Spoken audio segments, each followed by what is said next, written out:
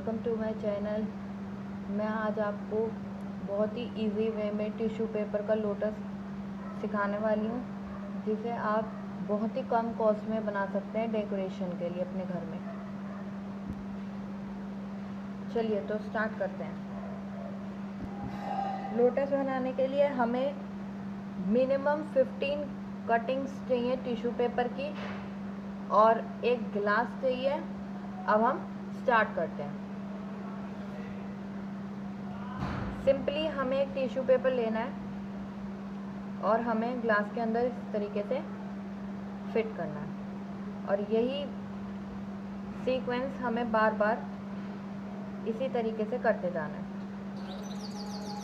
Round करते जाना है।